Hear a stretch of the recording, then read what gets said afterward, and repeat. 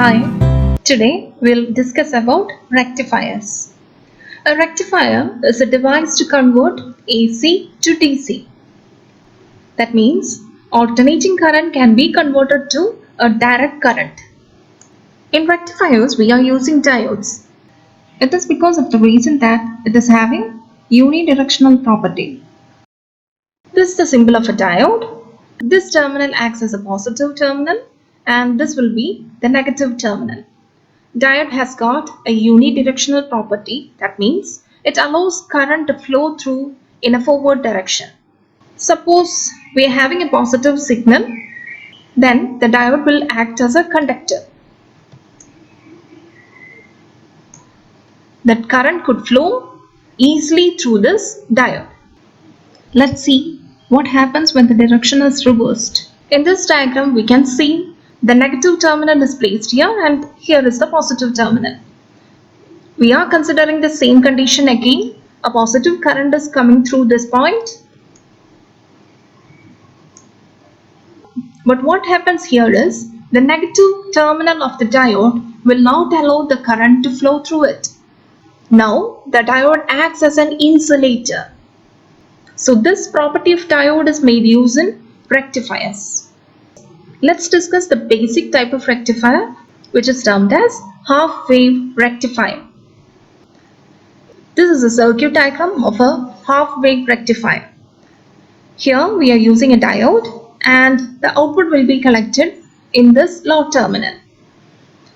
An AC input is applied here. First we will consider the condition. The positive side of the input signal is coming into this diode.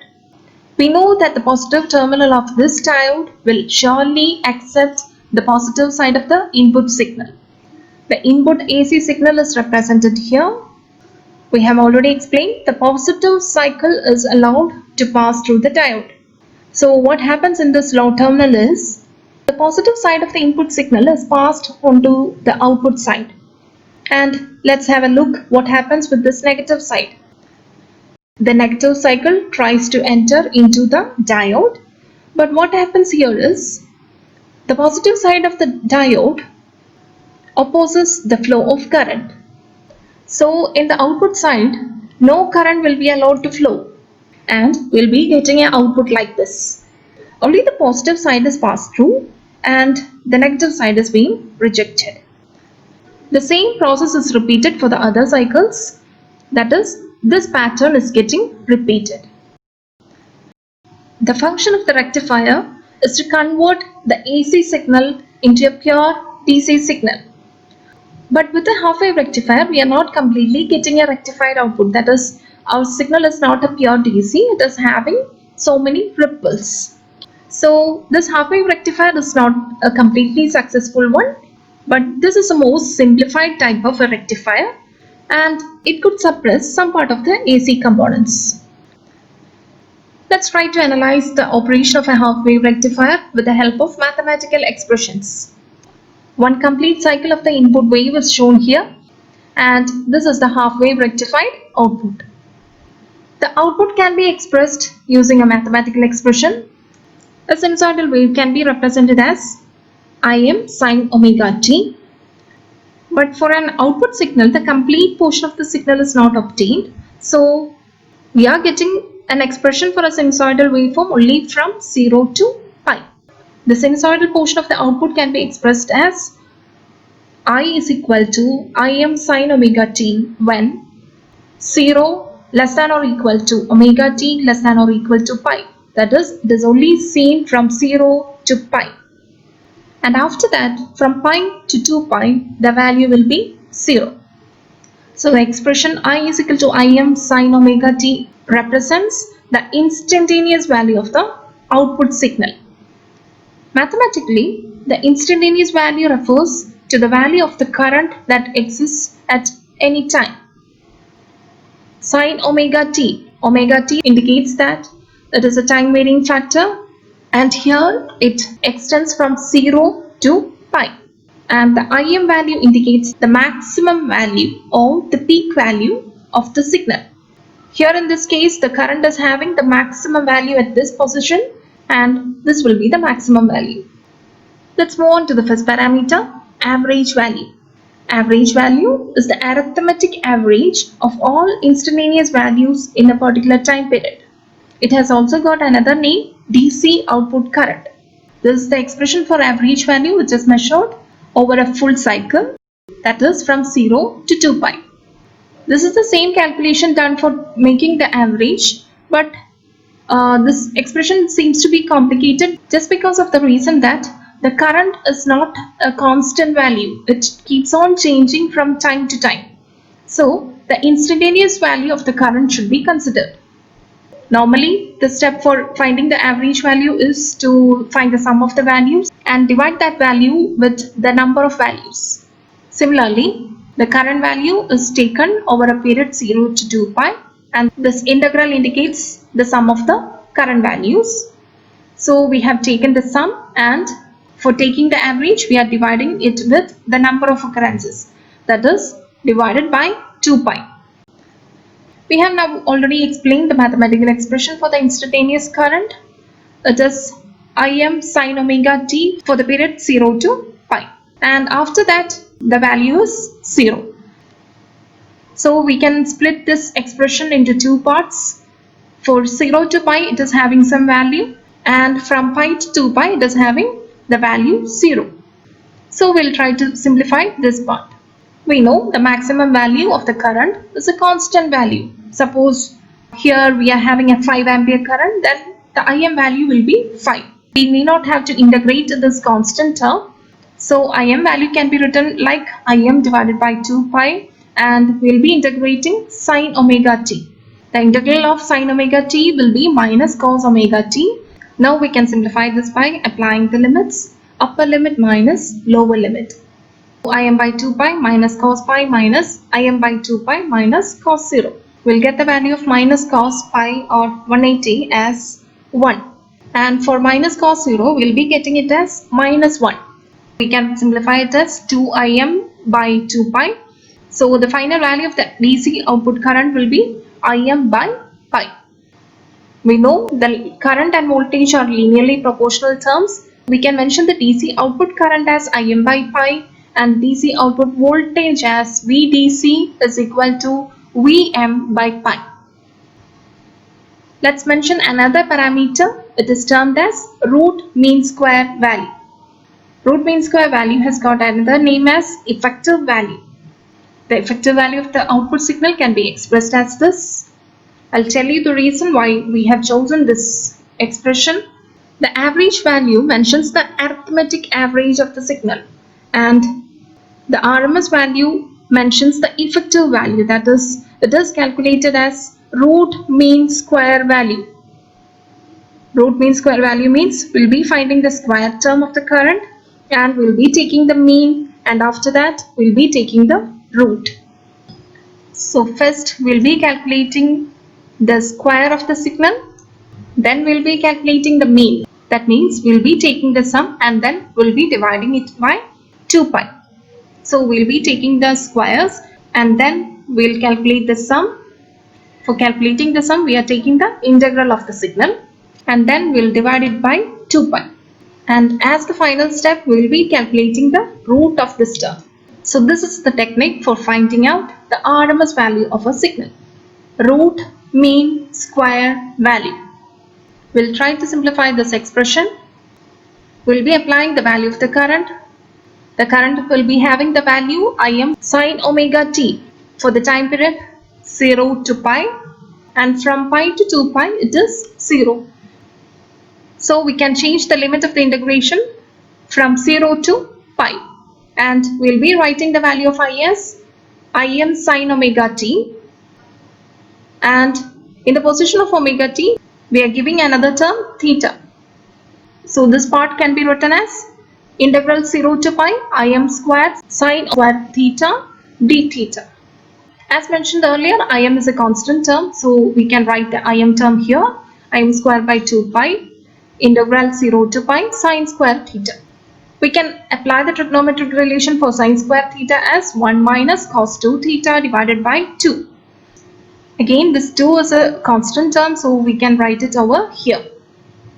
Integral of 1 d theta will be theta, and the integral of minus cos 2 theta will be minus sine 2 theta divided by 2. Here also we can apply the limits from 0 to pi. We can express it like this, and by applying the values we'll get the value of this term as 0, and here also it will be 0. So the remaining term is pi, and we can get the simplified expression as root of im square divided by 4 pi into pi, and we'll be getting the final simplified term as im by 2. So IRMS can be expressed as im by 2, and similarly voltage term Vrms can be expressed as Vm by 2. Let's discuss another parameter, efficiency. For any device, we will be expressing the efficiency as output power by input power. So the expression for efficiency can be written as power output PDC divided by input power PAC. Output power can be calculated in this terminal. We know the expression for power is P is equal to I square R. The value of R in the output terminal is RL, and the current that is flowing through the output terminal is the DC output current IDC. So PDC can be expressed as IDC square into RL. Similarly, we can find the value of power in this input terminal. You might be familiar with the Kirchhoff's voltage law. According to that, this input voltage will be the sum of individual potential drops. Similarly, the power term can also be represented like this.